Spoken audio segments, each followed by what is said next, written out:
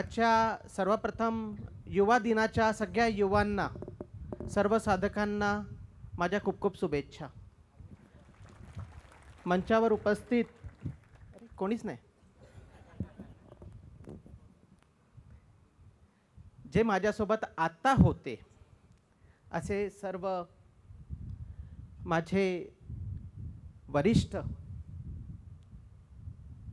इथं उपस्थित सर्व माझे बंधू भगिनी आणि माझ्या मातृतुल्य आणि सर्व पितृतुल्य अशा सर्व साधकांना नमस्कार. आज जिजाऊ जयंती पण आहेत. आज मला खूप आनंद होत आहे की मी आज युवांच्या मधात इथे आलो आहे आणि पूर्ण भारतात मी प्रवास करतो. तर युवा म्हणजे हे माझं हार्ट आहे आणि भविष्यातलं ते देशातलं एक मोठं एक नाव आहे. मित्रांनो, मी थोडंसं माझ्या लहानपणी जाईल. एक माझं झाल्यानंतर एक छोटासा अधिक व्हिडिओ पण दाखवायला मी विनंती करील. म्हणजे ॲक्च्युअलिटीमध्ये काय असतं याच्यावर सुद्धा आपण त्या व्हिडिओच्या मार्फत जाणूया. मित्रांनो, ज्या वेळेला मी जन्मलो आणि माझ्यासोबत एक जुळवा भाऊ पण होता. असे आम्ही दोन्ही भाऊ, माझ्यापेक्षा तो 20 मिनिटांनी लहान आहे. असे आम्ही दोन्ही भावांचा जन्म झाला आणि एक मी थोडं ताकदवर आणि खूप असं म्हणजे फिट होतो, थोडा कमजोर होता. जन्मल्यानंतर मला दोन्ही पाय, 2 हात हे साबूत होते. पण एका डॉक्टरनी रॉंग इंजेक्शन दिल्यामुळे माझे दोन्ही पाय म्हणजे 18 महिन्याच्या वयामध्ये दोन्ही पाय, 1 हात आणि मान हे 4ही अवयव माझे गेले. आणि ते अवयव गेले असताना माझे नागपूर, जयपूर आणि अशा भरपूरशा ठिकाणी ट्रीटमेंट आणि ऑपरेशन्स झाले. एकूण 14 ट्रीटमेंट आणि ऑपरेशन्स माझे झाले. मी वयाच्या 18 वर्षापर्यंत 18 खूप चांगलं फिगर येते. वयाच्या 18 वर्षापर्यंत मी घरातच राहिलो. मला जगही नव्हतं माहिती की जग कसं असतं, बाहेरची दुनिया कशी असते. फक्त मी गॅलरीमध्ये बसायचं आणि त्या गॅलरीतनं लोकांना बघायचं की लोक येत आहे, जात आहे आणि नेहमी मी आकाशाकडे बघायचं. माझं एज्युकेशन नव्हतं, काहीच नव्हतं. मी लहान भावाच्या सायकलवर कधी बाहेर जायचा. आई मला 18 वर्षापर्यंत कडेवर घेऊन जायची. कुठे दवाखान्यात वगैरे जायचं असलं तर आई मला कडेवर घेऊन जायची. अशा परिस्थितीमध्ये ज्या वेळेला मी सुरुवात केली आणि 18व्या वर्षी ज्या वेळेला एका म्युझिकल चेअर स्पर्धामध्ये मी पार्टिसिपेट केलं, ज्याला संगीत खुर्ची आपण म्हणतो, त्यावेळेला मला काही लोकांनी चिडवलं आणि चिडवून मला म्हटलं की हे लंगडं जिंकणार आहे का, हे काय समोर वाढू शकतो का, हे कशाला तरी भाग घेतोय. बाबांना माहिती नव्हतं. मी चुपचाप जाऊन गणपतीचा उत्सव असतं ना, त्याच्यामध्ये संगीत खुर्ची स्पर्धा असते, त्यामध्ये ते पार्टिसिपेट केल्यानंतर मग ज्या वेळेला मी खेळायला लागलो, मी गणपती बाप्पांना म्हटलं, गणपती बाप्पा ही स्पर्धा फक्त मला खेळायची आहे आणि खेळायचीच नाही तर मनातल्या मनात म्हटलं ही जिंकायची सुद्धा आहे. मी खेळलो. 1 राऊंड झाला, 2रा राऊंड झाला. माझ्या हाताला, गुडघ्याला, दोन्ही याला रक्त लागलं आणि ती प्रथम क्रमांकाने ती स्पर्धा मी जिंकली. त्यानंतर मला असं वाटलं की मी नेहमीच जिंकतच राहणार. मी बाबाला म्हटलं, बाबा मला एक ट्रायसायकल घेऊन द्या. बाबा म्हणाले की नाही बेटा, जर तू ट्रायसायकलवर चालला तर तुझं कुबड निघेल आणि तुला त्रास होईल. त्याआधी मी बाबाला नेहमी म्हणायचं की बाबा मला शाळेत टाका, पण बाबा म्हणायचे की बेटा तू घरीच अभ्यास कर, कारण की बाहेरचं जग जे आहे ते तुला चिडवेल. तर यांनी माझं एज्युकेशन 18 वर्षापर्यंत काहीच झालं नव्हतं. 18 वर्ष मी बिलकुल नील होतो, मला काहीच माहिती नव्हतं. पण बाबाला चुपचाप माहिती न होता मी एका कॉर्पोरेटरला म्हटलं की मला एक ट्रायसायकल द्या, आणि ती ट्रायसायकल मी घेतली.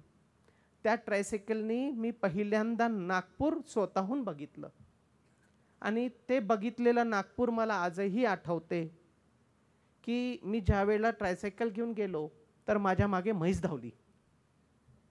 म्हणजे जीवनात मी पहिल्यांदा एकटा बाहेर पडलो आणि त्या ट्रायसायकलच्या मागे म्हैस माझ्या मागे धावली, आणि मी कसं ना कसं चालून समोर वाचलो तिकडनं.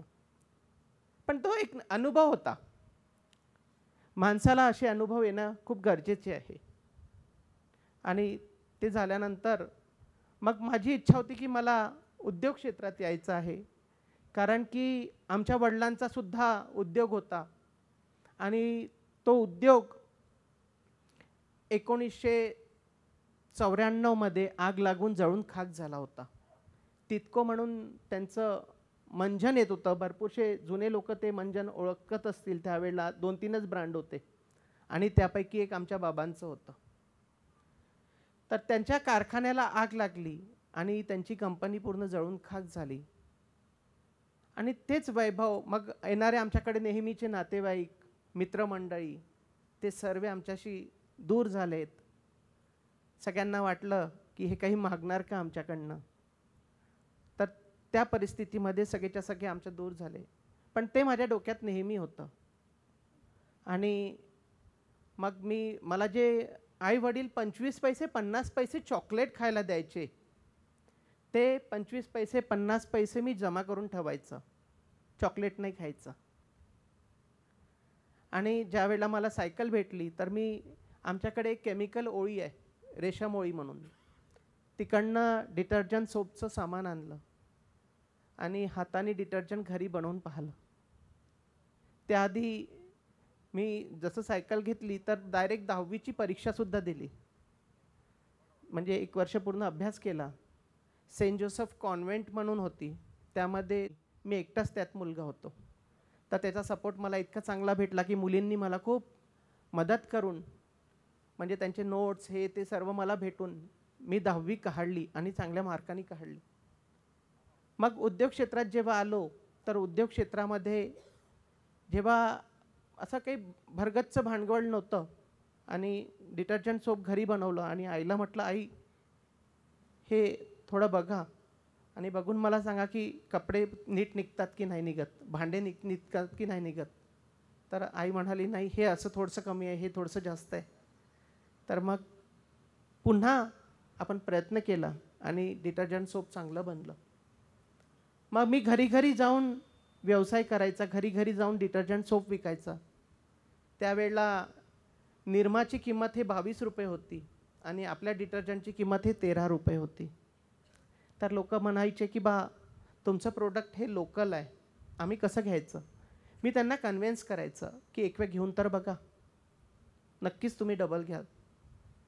काही लोक पॉझिटिव्ह थिंकिंगने मला बघायचे, काही लोक मला नेगेटिव्ह.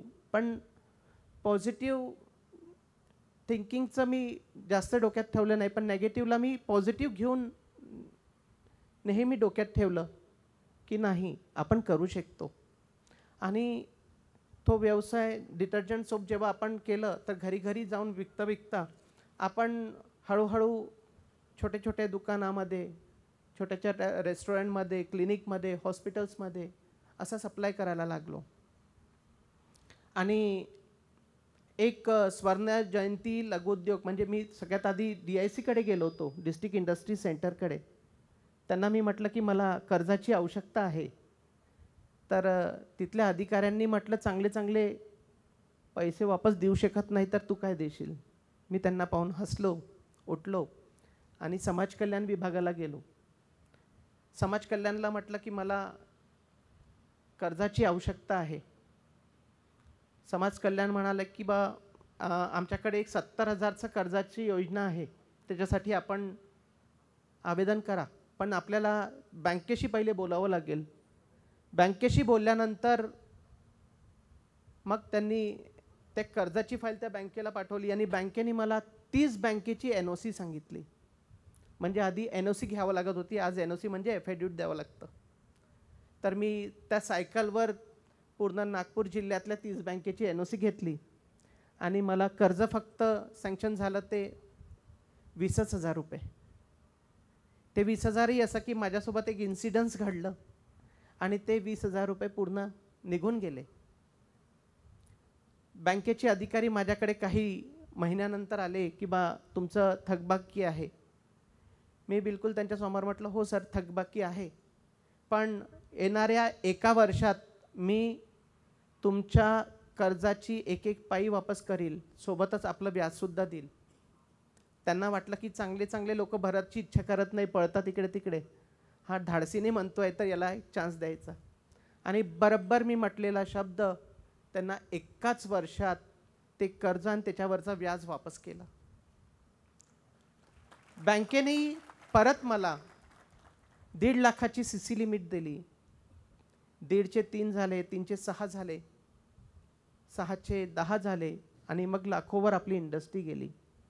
इकडे प्रोडक्ट वाढत गेले, इकडे इंडस्ट्रियल सप्लाय सुरू झाला, गव्हर्नमेंट सप्लाय सुरू झाला आणि मोठ्या प्रमाणात रंजना ग्रुप ऑफ इंडस्ट्रीजची सुरुवात झाली. आज ती रंजना ग्रुप ऑफ इंडस्ट्रीज जे आता मध्य भारतातली सगळ्यात मोठी ऑइल रिफायनरी आहे. त्याच्या आधी आपल्या म्हणजे माझ्याच कंपनीला सुद्धा आग लागली होती. 5 मे जसं सांगितलं की 5 मे 2010 रोजी आपल्या कंपनीला आग लागली. रात्री 3 वाजता त्या कंपनीला आग लागली.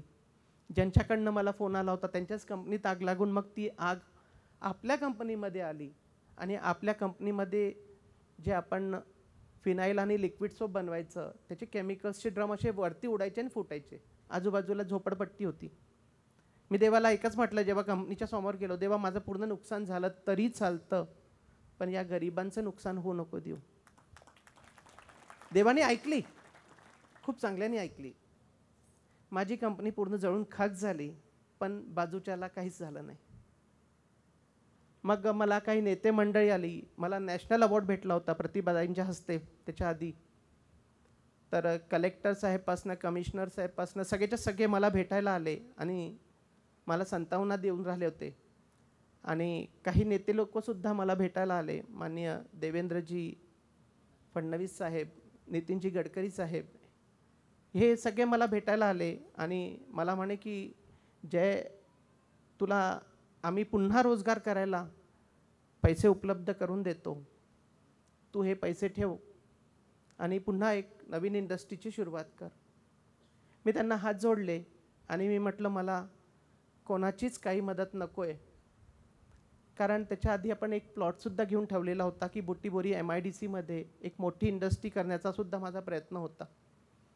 तर जेव्हा यांनी म्हटलं, मी यांना म्हटलं की मला आपली मदत नको आहे, आपण आलात त्याबद्दल धन्यवाद, पण ही इंडस्ट्री आज जी माझी जळलेली आहे, ज्याच्यामध्ये कोट्यावधीचं नुकसान झालेलं आहे, याच्यापेक्षा 10 पट मोठी इंडस्ट्री येणाऱ्या 3 वर्षात मी करणार. मित्रांनो, 3 वर्षात 10 पटच नाही तर 25 पट मोठी इंडस्ट्री झाली आणि आज ती इंडस्ट्री मध्य भारतातली सगळ्यात मोठी ऑइल रिफायनरी म्हणून झालेली आहे. जे की आपले जे MSCBला ऑइल लागतं ते माझ्याच कंपनीतलं आहे. पूर्ण महाराष्ट्रामध्ये आपल्या कंपनीतलं ऑइल सप्लाय होतं. आज नेहमी आपण पॉझिटिव्ह विचार ठेवायला पाहिजे. आपण नेहमी विचार करतो की माझ्यासोबत थोडंसं घडलं तर मी काय करू. आज आपण बघतोय भरपूरसे कास्तकार थोडंसं काही जर त्यांच्यासोबत घडलं तर ते जीव देण्याचा प्रयत्न करतात. नाही, आपला जीव एवढा सस्ता नाही आहे 10-20 आणि 1-2 10 लाखासाठी आपण देऊ. आपण पुन्हा पैसे कमवू, पुन्हा परत करू, अशी हिंमत आपण ठेवायला पाहिजे. आज मी युवांना बोलील की आपण लोक जो थोडक्यात विचार करतो की मी नापास झालो, मी बरपास झालो, अरे ते नापास याच्यासाठी होतात की दुसऱ्या वर्षी मेरिटमध्ये यायला. तुम्ही तेवढी हिंमत ठेवायला पाहिजे की जो नापास झाला तो मेरिटमध्ये सुद्धा येऊ शकतो, ही ताकद. कारण 1 वर्षाचा अनुभव तुमच्याकडे असतो आणि त्या अनुभवाला तुम्ही घेऊन समोर वाढायला पाहिजे आणि पुढल्या वर्षी नक्कीच मेरिटमध्ये येऊन दाखवायला पाहिजे. आपण हा विचार ठेवायला पाहिजे. नंतर मी 12वी केली. 12वी केल्यानंतर मग मी परत ग्रॅज्युएशन पूर्ण केलं आणि नुकतंच मागच्या वर्षी माझं MBA पूर्ण झालं. 3 वर्षामध्ये मला MBA मध्ये 96 मार्क्स होते.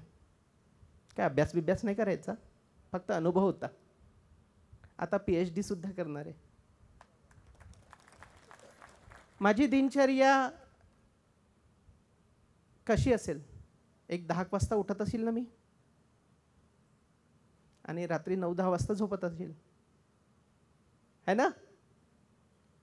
मी सकाळी 5 ते 5:30 उठतो. सकाळी योगा, व्यायाम,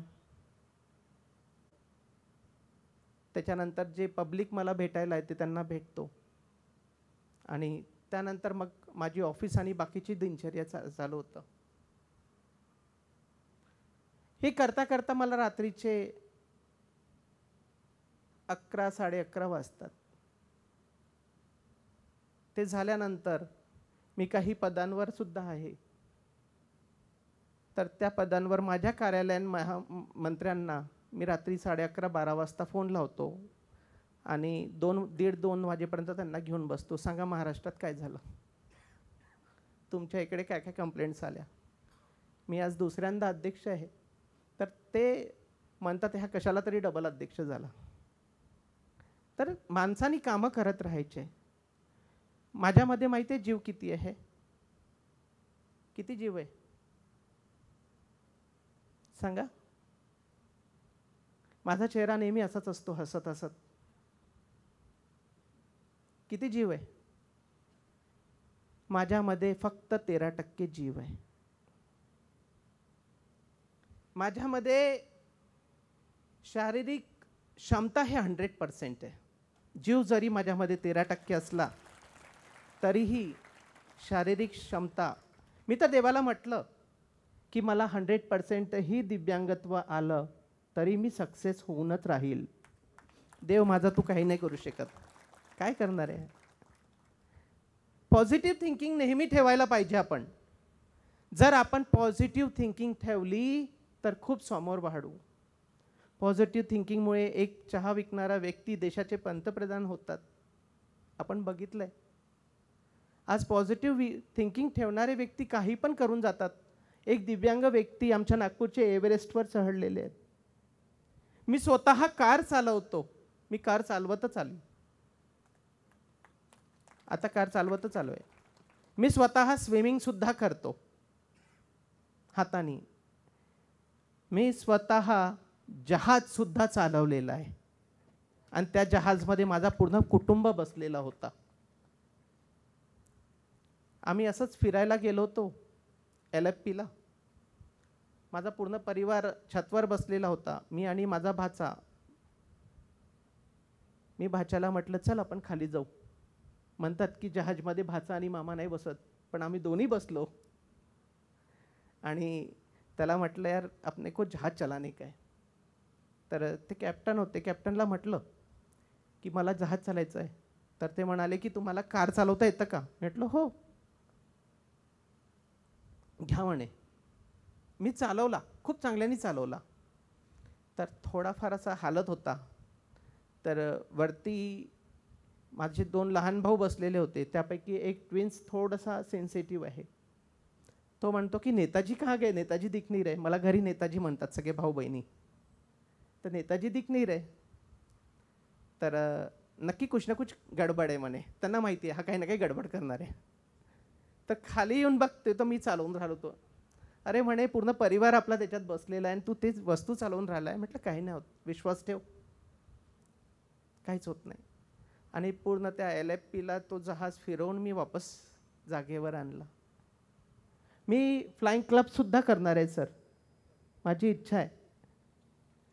हातावर स्केटिंग आणि फ्लाइंग क्लब करण्याची सुद्धा माझी इच्छा आहे. हातावर स्केटिंग आपण आताही करू शकतो. फ्लाइंग क्लबची परमिशन मी गव्हर्नमेंटला मागितलेली आहे. त्याच्यात मी लिहून दिलं आहे की मला काहीही झालं तर मला याचा जबाबदार मीच राहणार. पण माणसाने काही नाही करण्यापेक्षा काही करून मेलेलं बरं आहे. काही करून गेलेलं. आपण जगात येतो, जगात राहतो, एक साधारण व्यक्तीप्रमाणे राहतो. साधारण व्यक्तीप्रमाणेच राहा, पण कार्य हे असाधारण करत राहा. जर तुम्ही कार्य असाधारण कराल, आज बघा शिवम प्रतिष्ठान, मला वाटतं माझा आणि शिवम प्रतिष्ठानचं एका वर्षाचाच फरक आहे. 1999 मध्ये रंजना ग्रुपची सुरुवात झाली आणि सन 2000 मध्ये शिवम प्रतिष्ठानची सुरुवात झाली. ते सुद्धा एकदम थोडक्या याच्यातनं त्यांची पण सुरुवात झाली आणि माझी पण थोडक्या याच्यातच सुरुवात झाली. मी आधी लग्न नव्हतं करणार आणि माझ्या वडिलांना कॅन्सर होता, तर बाबांची इच्छा होती की माझं लग्न व्हावं. मग मी म्हटलं लग्न करील तर मी दिव्यांग मुलीशी करील. आणि दिव्यांग मुलगी अशी की जे एकदम गरिबीतली, एकदम खालच्या याच्यातली असणारी मुलगी जर मला भेटली तर त्या मुलीशीच मी लग्न करणार. पण आमचे मामा थोडेसे जादूगर आहे. त्यांनी नात्यामधली एक मुलगी बघितली आणि ती मुलगी पाहायला मला घेऊन गेले. मी गेलो. मग म्हणे बाबांना थोडंसं त्रास आहे तर तुला करायचं आहे. म्हटलं ठीक आहे, आता तुम्ही बघितलीच आहे तर नक्की, काऊन तुला नाही आवडली का? म्हटलं माझं एकच सिद्धांत आहे, जे आईवडिलांना आवडलं ते मला आवडलं. जे माझ्या आईवडिलांचं करेल, जे माझ्या भावा बहिणींचं करेल ते माझ्यासाठी करेल. आमचं 8 दिवसातच लग्न झालं. कुठली कुंडली आम्ही बघितली नाही, कुठलं काहीच आम्ही बघितलं नाही. 2 एप्रिलला माझं लग्न झालं आणि 30 एप्रिलला बाबा हे सोडून गेले, जग सोडून गेले. एक ती खंत मला आताही आहे बाबांची, की आज माझ्याकडे सर्व काही आहे पण बाबा नाही आहे. एक वाटतं की जो व्यक्ती ज्या सीटवर बसायला पाहिजे त्या सीटवर मी आहे, मालक म्हणून ते बसायला पाहिजे होते, ते आपल्याला वाटतं. असो मित्रांनो, माझं एकच हे आहे, मला एक मुलगा सुद्धा आहे. माझा मुलगा आता 11वीला आहे. म्हणजे आम्हाला एक जे दाम्पत्य झालं तो चांगल्या शाळेतनं शिकला. आम्ही तिन्ही भाऊ जॉईंट फॅमिलीमध्ये राहतो सर, आणि एक कझन, असे आम्ही 4 भाऊ आहे. म्हणजे वाढण्याचं कारण अधिक एक हेही आहे की आम्ही 4ही भावांची एकता आमची आहे. आताही आपण बघतो की थोडेसे पैसे आपल्या खिशात काय आले तर आपण आपल्या घरच्याशीच वागणूक थोडीशी चुकीची करतो. हे खूप बेकार आहे. पैसा जितका चांगला आहे ना, पैसा तितका वाईट पण आहे. मन तुम्ही नेहमी जुळवून घ्या, तुमच्या कामात तेच लोक येणार आहे. मला मित्र नाहीत, मित्र खूप कमी आहेत, आणि मित्र झाले तरी आता झालेत. ज्यावेळेला मी वाढलो, जगासमोर आलो, 400 पेक्षा जास्त अवॉर्ड्स मला भेटले, त्याच्यानंतर आपोआप मित्र माझे जोडले. पण माझे ओरिजिनल मित्र माहिती आहे कोण आहे? ते माझे 3 भाऊ आणि 1 बहीण. ज्या बहिणीची पुस्तक मी घेऊन बसायचं. ते दोघंही सर, ताई आणि जिजाजी IIT बॉम्बेला आहेत, जॉब करतात. आणि माझे दोन्हीही भाऊ आणि एक तिसरा भाऊ कझन, हे तिघंही फॅक्टरी सांभाळतात. एक पूर्ण इम्पोर्ट बघतो एक पूर्ण फॅक्टरी बघतो. आणि विशेष म्हणजे आमच्या याच्यात चारही भावांमध्ये एक मेकॅनिकल इंजिनियर आहे, एक केमिकल इंजिनियर आहे आणि एक इलेक्ट्रॉनिक इंजिनियर आहे आणि मी अकाउंटंट आहे. म्हणजे जे एका फॅक्टरीला लागणार आहे ते सर्व आमच्या घरीच आहे तसे इंजिनियर्स भरपूर आहे, पण असं सुद्धा आहे. म्हणून आपण सगळ्यांनी एकता ठेवायची. आजही आम्ही लोक सर रात्री जेवण करताना सोबत करतो. माझं पूर्ण कुटुंब सोबत जेवतं. रात्री 10-11 वाजता आम्ही लोक बाहेरून येतो सगळेजण. तर 10-11ला आम्ही सगळं कुटुंब सोबत बसतो. म्हणजे एका साईडला मधात मी असतो, माझ्या अपोजिटला आई असतात आणि 2 साईडला माझे दोन्ही भाऊ असतात जेवताना आणि नंतर मग महिला बसतात. म्हणजे सर्व एकाच टेबलवर आम्ही लोक जेवण करतो. म्हणजे जे वसुदैव कुटुंबकम म्हणतो ना आपण, ते नेहमी असायला पाहिजे. त्याचा फरक सांगतो काय, आपण जे दिवसभरात थकतो किंवा दिवसभरात आपल्यासोबत जे काही घडतं ते आपल्या फॅमिलीसोबत आपण शेअर करतो की आज माझ्यासोबत इतकं चांगलं झालं, आज माझ्यासोबत इतकं बेकार झालं.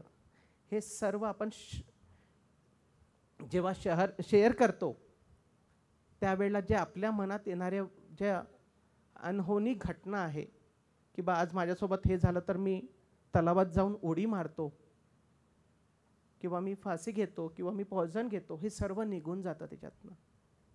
असं जर तुम्ही सगळ्यांनी केलं तर मला असं वाटतं की या महाराष्ट्रातला सगळा जीव साबूत राहील, सगळ्यांचा जीव साबूत राहील.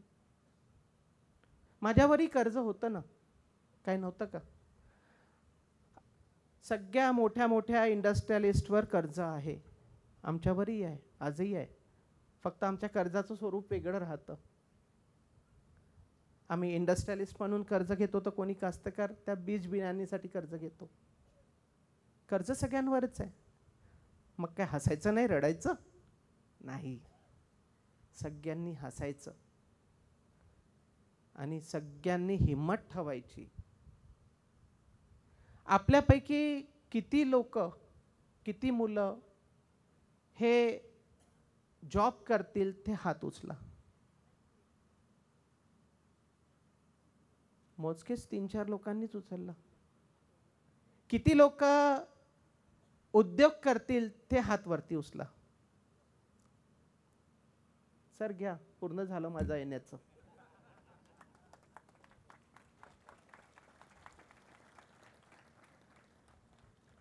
मित्रांनो, कुठलाही व्यवसाय करत असताना किंवा व्यवसाय टाकत असताना स्वप्न असं डोळे उघडून बघा. झोपल्याने स्वप्न दिसत नाहीत. ते झोपणं म्हणजे असं वाटतं की आपण काहीतरी बघितलं आणि काहीतरी झालं. स्वप्न जागत्या डोळ्यांनी बघा. मी जे स्वप्न आधीपासून बघत होतो, ज्या वेळेला मी काहीच नव्हतो, ते स्वप्न मी स्वतः पूर्ण केलेलं आहे. स्वतः हर एक गोष्टीचं स्वप्न.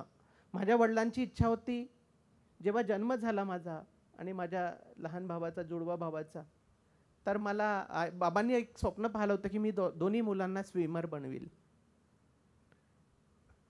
मग मी म्हटलं बाबांचं स्वप्न आपल्याला पूर्ण करायचं आहे. त्यांनी काय एवढंसं तर स्वप्न पाहिलं. मी गेलो सर स्विमिंग टँकमध्ये नागपूरच्या आणि मला स्विमिंग करायची आहे. तर मला सगळे म्हणे वेडा झालास का? म्हटलं काय वेडा? म्हटलं मला स्विमिंग करायची आहे. मी घेतलो आणि पाण्यात कूदलो. तिकडनं गार्ड आले, मला उचललं. ठीक आहे आम्ही शिकवतो म्हणे. मी 4 वेळा डुबलो. घरच्या लोकांना माहिती नाही आहे, पण आता सुंदर तैराकी बनलोय. स्टेट कॉम्पिटिशन जनरल लोकांसोबत खेळतो. पण तुम्ही असं करू नका. मी थोडासा जास्तच पागल आहे. तुम्ही एवढे नका बनू. पण जिद्द ठेवा. जिद्द अशी ठेवा की दुनियामध्ये तुमच्यासारखा कोणीही करू शकणार नाही, अशी जिद्द तुम्ही लोकांनी ठेवा. ताकद ठेवा की तुमच्यापेक्षा ताकद हे कोणाचकडे नाही, अशी ताकद तुमच्यामध्ये असली पाहिजे. आणि डोकं असं वापरा की माननीय चाणक्यजींचं सुद्धा डोकं हे आमच्याशी मिळेल एवढं डोकं तुम्ही ठेवा. चांगल्या वस्तूमध्ये बरं, बेकार वस्तूमध्ये नाही. नाही तर तुम्ही म्हटलं, सरांनी म्हटलंय, दादांनी म्हटलंय की आपल्याला डोकं ठेवायचंच आहे, पण डोकं असं त्या म्हशीसारखं ठेवू नका, है ना. असं मांजरीसारखं, जे मांजर नाही का, एक बघते दुरून येते, एक चक्कर फेर पडत मारून जाते आणि बघते की हे दुधाचं वाटा आहे, पुन्हा येते, पुन्हा बघते आणि तिसऱ्यांदा मग झपाटा मारते. पण ती जेव्हा दूध पिते त्यावेळेला डोळे बंद करते आणि तिला वाटतं की मला कोणीच बघत नाही आहे. पण असंच जग तुम्हाला बघत राहिलं पाहिजे आणि तुमचे डोळे न बंद होता चालू असले पाहिजे. म्हणजे काय? न बंद होता चालू असले पाहिजे याचा अर्थ काय आहे?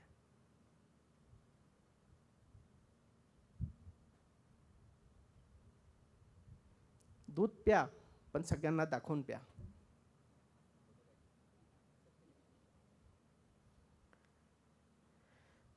आपल्यापैकी काही लोकांचे काही प्रश्न असतील तर एक छोटासा व्हिडिओ तो लावून द्या. मुद्दा म्हणून तो डबल लावा. आणि मी दिव्यांगांवर विशेषतः काम करतो. एक विषय मी आपल्याला सांगून इच्छितो की आज जे संजय निराधारच्या अंतर्गत आम्हाला पैसे भेटतात, भरपूरशा लोकांना भेटतात, दिव्यांगांना भेटतात, वृद्ध व्यक्तींना भेटतात आणि काही महिलांना पण भेटतात. तर माझी अशी इच्छा आहे की निराधार न घेता आम्ही कोणाचा आधार बनावं. त्यासाठी मी सरकारला काही योजना पण दिल्या होत्या मागील काळात, ज्यावेळेला मी कोऑर्डिनेशन कमिटीचा महाराष्ट्राचा सदस्य होतो. तर छोट्या छोट्या Xerox centre, photo studio, DTP centre असे 260 प्रकारचे उद्योग जे दिव्यांग व्यक्ती करू शकतात असे मी उद्योग त्या आपल्या सरकारला दिले होते. आणि त्याचं आता झालेलं पण आहे की ते दिव्यांगांना स्टॉल दिला जाईल. त्याच्या मागचं माझं एक स्वप्न आहे. स्वप्न म्हणजे काय की आज 800 आणि 1000 रुपये आम्हाला महिन्याचे भेटतात, त्याची आमची जीविका चालत नाही. पण त्या योजनेच्या मार्फत आम्ही रोजचा ग्रामीणमधला सुद्धा युवक हा तालुक्या लेवलवर आणि जिल्हा लेवलवर जाऊन कामं करू शकतो आणि रोजचे 500 ते 1000 रुपये कमवू शकतो. आणि त्याच्यातनं फक्त सरकारला 1000 रुपये इन्कम टॅक्स दिला तर या देशामध्ये 10 कोटीच्या वर दिव्यांग आहे. या 10 कोटी दिव्यांगांच्या वतीने 10,000 करोडचा टॅक्स हा सरकारला भेटेल.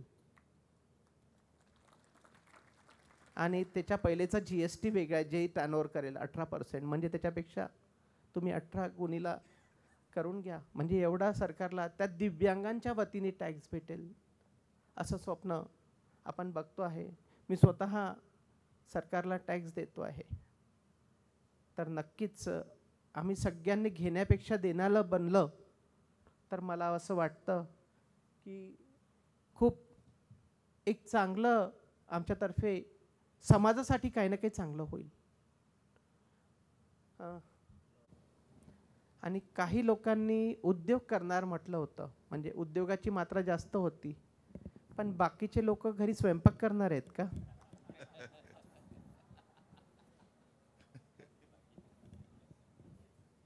नाही, माझी हॉबी आहे, कधी कधी करतो मी जेव्हा वेळ असला तेव्हा.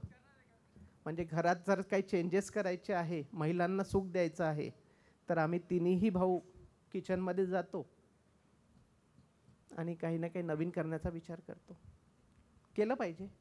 काही त्यांनीच किचनमध्ये जाण्याचा ठेका नाही घेतलाय, आम्ही पण घेतलाय ना, है ना. बघा किती खुश झाले.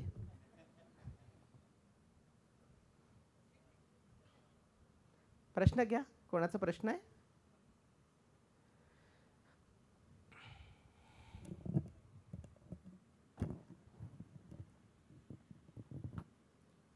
एक मिनिट मी चालू करून देतो त्याला, त्याच्यात पासवर्ड आहे. हॅलो. हां, तुम्ही मगाशी बोलला की तुम्ही 2 वाजेपर्यंत झोपता आणि 5:30 वाजता उठता, मग तुमची झोप कशी होते? कसं वाटत आहे? बघा कसं असतं, माणसाची 2 ते 3 तास जरी झोप झाली तर माणूस फ्रेश होतो. आणि फक्त झोपीच्या वेळेस मी सांगितलं ना, फुकटची स्वप्न नका बघू, त्यांनीच झोप खराब होतं. स्वप्न तेच बघा जे आपण करू शकेल.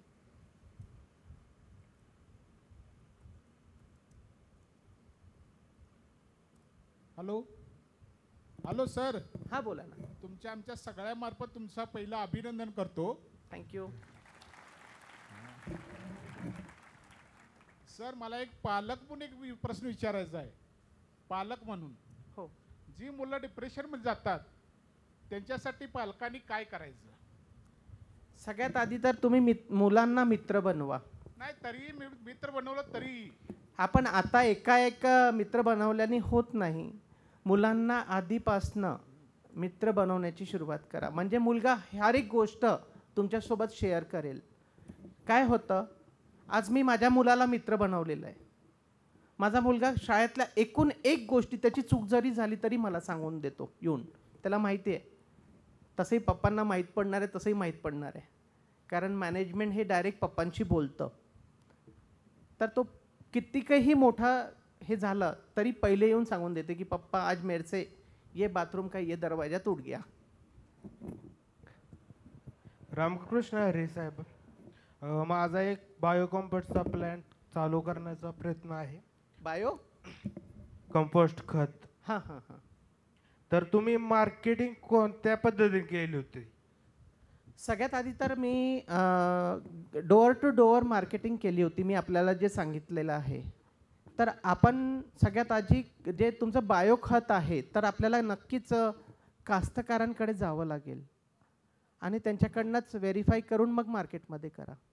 नाही, प्रोसेस झाली आहे, बट जे डिजिटल मार्केटिंग म्हणतो ते काय? Digital marketing. डिजिटल मार्केटिंग ते एकदम सर्वात सोपी आहे ना. तुम्ही ते प्रोडक्ट डिजिटल मार्केटवर टाका ना. आज फेसबुक मीडियापासून सगळ्या मीडियावर हे डिजिटल मार्केटिंग आहे. हो झालं.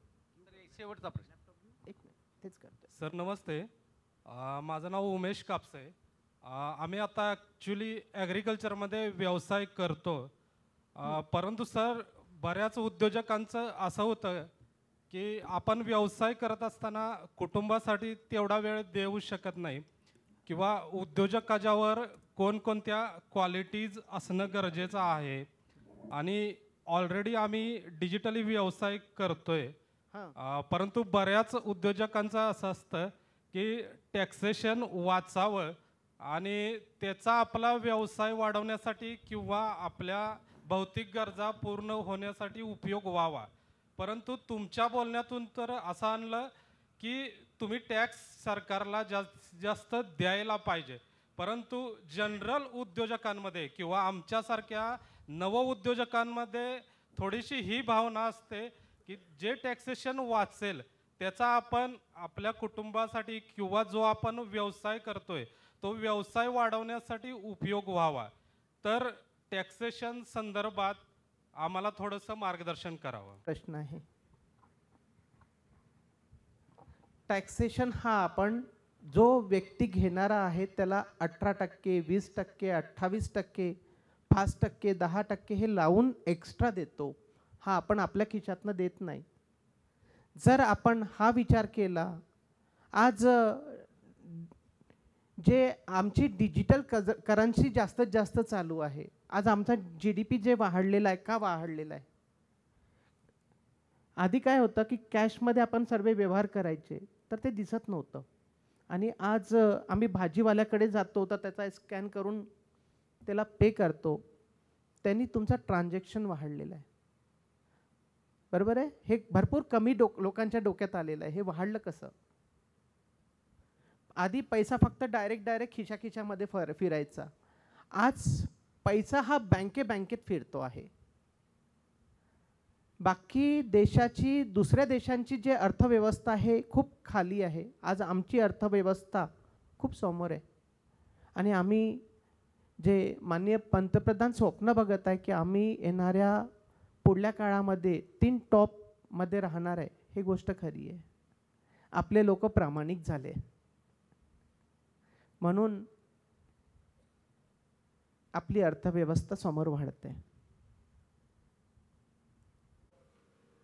आणि जी आपली सुरुवात आत्ता झाली आहे ती हेतू सफल झाला आहे. मी माझ्या व्याख्यानामध्ये एक दिव्यांगाची कथा सांगत असतो, संवेदनशील मनाच्या विषयी. आणि ती लेकरं या सभागृहातून घडावीत आणि त्यांच्या मनामध्ये तो यावा, भावना यावी अशी अपेक्षा. व्याख्यानामध्ये मी ती उदाहरण असं वापरतो की एक पोस्टमन आहेत, त्या गावामध्ये नवीन आलेत.